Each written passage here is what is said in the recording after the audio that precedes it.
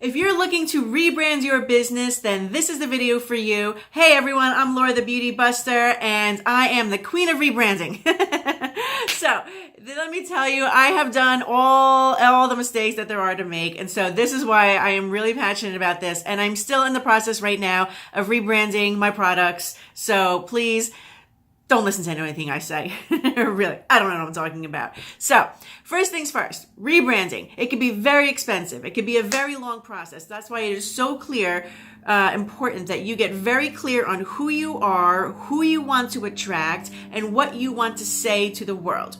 So if you're thinking, okay, that's great, but I don't even know what a brand is. I don't have a brand. What are you talking about?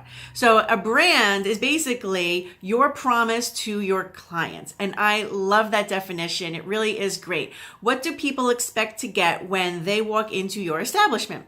And they understand what you're going to offer them by your advertising, your marketing, your social media, the color paint on the wall, the signs on the door, everything about your business and every single aspect of it, and how easy it is to navigate or how difficult it is to get an appointment basically tells them who you are. So if you think about the brands that you like to go to, I always try and think about copying them because they've already spent millions of dollars telling me what works, what doesn't. So if we think about some of the big brands in our industry that we all know, maybe it's a product brand, maybe it's a franchise spa. What are they doing? What does their advertising look like? Their marketing, their commercials, their gift certificates, the paint on the walls, the way the rooms are set up, everything about them. Do they wear uniforms or not?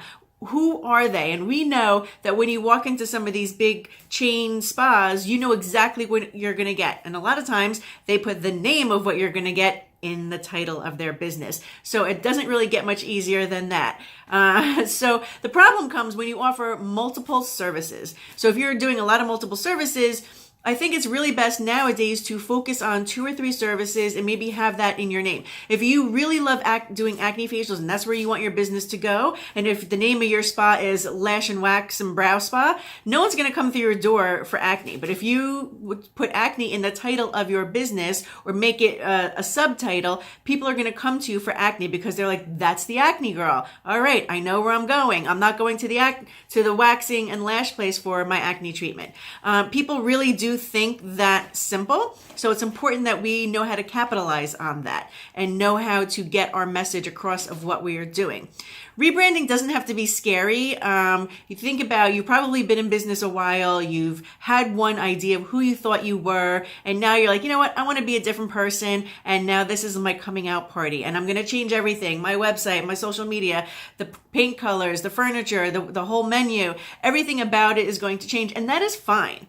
It is really important to remember that rebranding does not mean you failed. It just means you've changed, you've grown up, and now you're giving your clients what they have been asking you for. I started out doing everything, and now I'm down, literally, I could make my business 3 or 4 services after 20 years. And even though I still like doing some of the other ones, I could really narrow it down to 3 or 4 services, and that would be it. And that's what clients have told me they want from me. They don't want me to do certain services like full leg wax. I took it off my menu. It hurts my back anyway, but no one was really coming to me for it because of some of the other waxing establishments around. They were doing it much cheaper, and I just don't even want to be bothered, and I'm happy to never do it, and I refer people somewhere else. So no one's coming to me, and I'm not wasting my time, and I'm not hurting my back because everybody knows me as lashes, facials, and eyebrows. So that's really my focus. So we really have a lot of opportunities to decide who we want to be, what makes us happy, and what we want to do. I highly suggest getting a specialist to help you. A branding specialist is really going to help you focus and find out who you really are and ask you questions that you never thought to ask yourself. It's really hard sometimes to see what you really want when you're sitting in the middle of it and to really just pick out the vision. We get stuck in some of the details, which now we're trying to elevate ourselves and have a vision and translate that vision clearly to customers so they know exactly who we are, what we do, and if they want to join with us in our new venture. So I hope this video really helps you to think about who you are, what kind of client do you want to attract through your branding, Do you have to be everything to everyone? Which nobody can be. I mean, if that was the case, we would only need Nordstrom's.